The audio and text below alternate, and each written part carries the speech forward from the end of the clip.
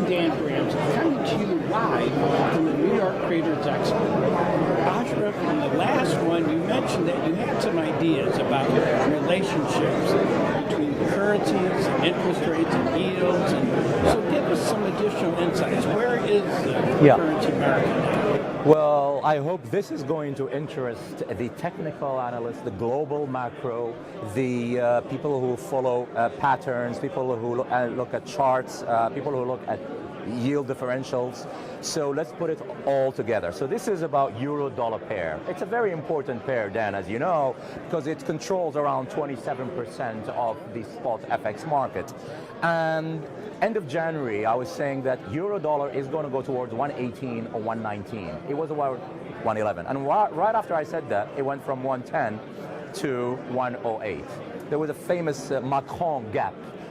President Macron became president in 2017, where it gapped up. And it wasn't until 3 years later where it filled the gap. But I'm looking at something, Dan, which is a revival of the yield differentials. Germany 10-year yield minus US 10-year yield, as these move closely, not all the time, but they move closely with the euro-dollar. Don't you think, because oftentimes we think about yields and currencies, do they march together at the same beat of the drum? Not all the time. One lead the other? And I'm glad you asked that. Not all the time. So the reason I look at Germany minus US 10-year spread, because when I do Germany minus, the product is, the solution is always minus, because German interest rate yields are less than US. So as that deterioration or as that minus expands or deteriorates further, it usually goes on with a falling euro-dollar, because euro-dollar is priced against euro-dollar, not dollar-euro. But yes, in 2003 and 4, there was a time where the direction didn't move together. But here is what I'm looking at. Euro-dollar, when did it reach the bottom? It reached the bottom, euro-dollar, at around 107 this year, in around mid-February, or around February the 22nd or the 24th.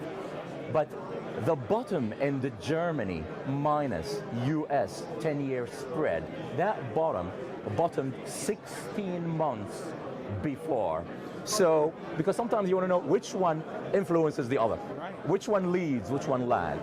So Germany minus US stopped falling. It reached a bottom 16 months before February 2020.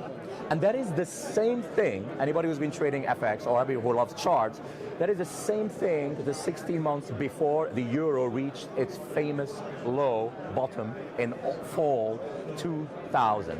When the euro reached its low of 2000, around the 80s, the yield spread had bottomed 16 months before that. Was that fractal relationship that you identified? Well, the way that the yield spread started to push higher and it broke a trend line resistance, and if I'm going to combine the commitment of reports of the IMM reports for the euro-dollar net short and net longs, the way they've been growing, and you combine that with the yield spread, and you combine that with the other fractal that I'm going to talk about, make sure you're sitting down, ladies and gentlemen.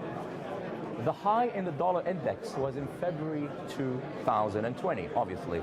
Very similar to the high in February 2002 in the dollar index. If you look at a chart, you have 2000, 2001, and 2002, a triple top in dollar index, and you have the same thing 2017, 19, and 20, and it's also February.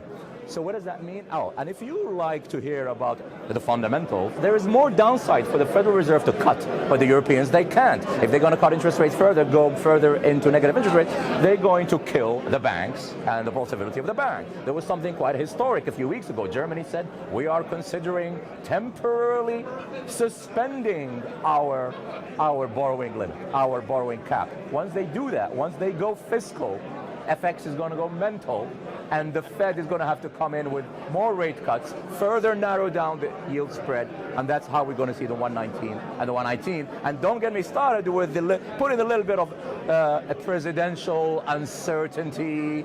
You know, the FX market right now is happy with Trump or with Biden. Anything that will, influence, jeopardize, risk a status quo Trump, or maybe Biden's rise, that may erode the U.S.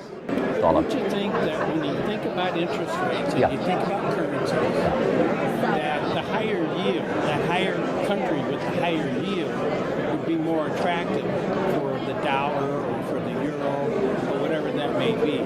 So that natural capital flow to higher yields, and that currency is going to benefit from Absolutely. So the dollar is definitely, Dan, has higher yield in absolute terms. But the FX market doesn't really look at the absolute. It looks at the trend in the differential. So yes, U.S. 10-year yield, which has fallen below 1%, is still around 1.1 higher in the green above its German counterpart. But what FX markets looks like, it not only is forward-looking, but that thing that is still positive in favor of the U.S.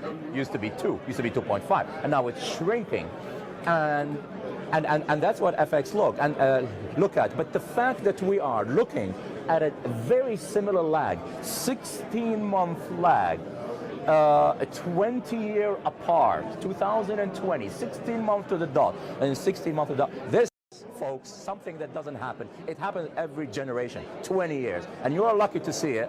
I've traded it. I was losing money. I said I'm going to go long. I was down 250 pips. And now we're up. We can talk about the fundamentals all the time, Dan. Oh, it's the Fed cut rates. Oh, but the Europeans, they cannot hold on. But the Europeans, they have to go fiscal. And let's not forget, the euro is working as a safe haven. It's an unwinding of the carry trade. So when the markets fall, they go up because the money is going back to the haven. And let's not forget that Europe has a fiscal surplus, and the U.S., it's going to go deepen and deepen in the red in the budget deficit. Yes, there's a twin deficit and so on and so forth. And then that thing that used to command the dollar supremacy, which is U.S. interest rate advantage, is shrinking thanks to these 50 basis point cut from here. And it's only March. Yeah, no, you're right. And I think that unwrapping is what we're seeing. We think about the dollar last week, what happened to it, what happened to the euro, the Swissy, Japanese yen, Aussie dollar, British pound. They were all up except the Canadian dollar. So I think that movement, that capital movement that you're talking about is the reality of what we have. I know I always like to look at the price action. Because the bottom line, that's what puts money in my pocket and takes money out.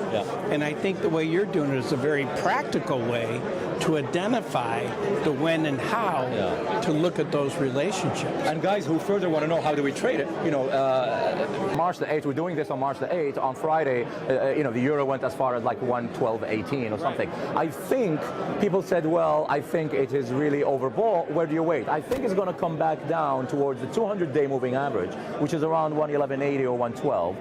Let it come back down a little bit and then push higher. And that's really, really key. And I think if there's going to be further declines in U.S. indices, I look at Apple having fallen from high to low 18%. I think we may have to go high to low to 30% in Apple. And when Apple has been responsible for 30% of the Dow movements between February 2019 and February 2020 until the high, Apple has been responsible for 30% of the Dow move, not 3%, 30%. So, and if, they reopened stores in China, but Samsung, they just reshut for the third time. So if Samsung does it, if China does it again, what would happen to Apple? What would happen to indices?